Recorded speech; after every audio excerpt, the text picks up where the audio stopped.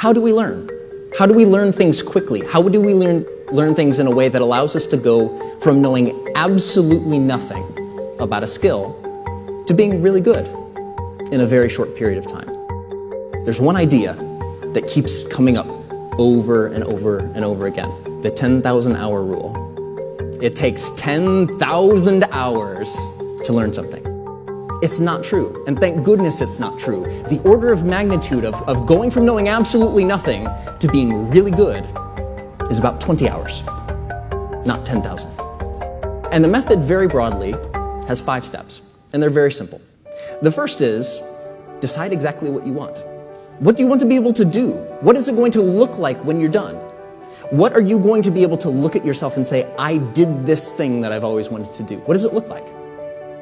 The more clearly and completely you're able to define exactly what you want to be able to do, the easier it will be for you to find ways to accomplish that desired end result as quickly and efficiently as possible. The second thing that you do is what I call deconstructing the skill. So most of the things that we think of as skills aren't really just one skill. They're bundles of smaller sub-skills that we use in combination with each other. For example, driving off the tee and chipping on the green have very little to do in common with each other. Very few skills overlap there, but they're both important if you want to be able to play golf well. So instead of trying to learn the global skill, you break it apart into these smaller parts and you practice the most important sub-skills, things that you're going to use most, first. Now, the third part is researching.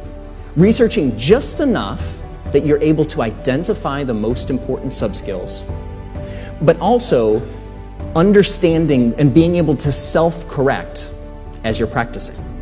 Go out and find 3 to 5 books, courses, DVDs, trainers, people or resources that can help you do that initial deconstruction.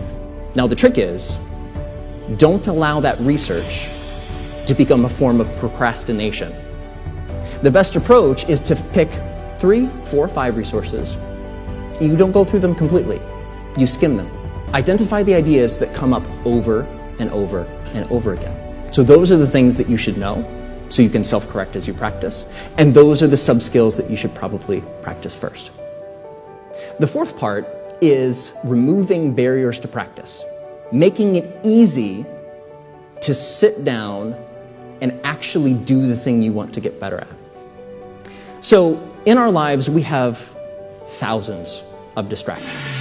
During the practice process, turn off the TV, block the internet, close the door, turn off your cell phone.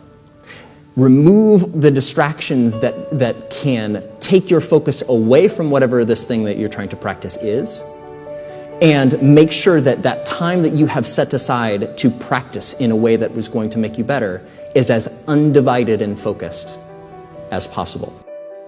And fifth, and very importantly, pre-commit to at least 20 hours of focused, deliberate practice before you begin. And that's really it. There's no magic to it. It's just focused, strategic effort invested in something you care about and something that is going to be rewarding to yourself. Learning, the process of learning, is not difficult. What we're doing in this process is really just removing all of the frustrations, all of the barriers, all of the things that get in the way of us sitting down and doing the work. Even in the busiest schedules, if you can clear a half an hour to 45 minutes a day to sit down and finally learn that thing that you've always wanted to learn, you will be astounded, absolutely astounded, at how good you become in a very short period of time.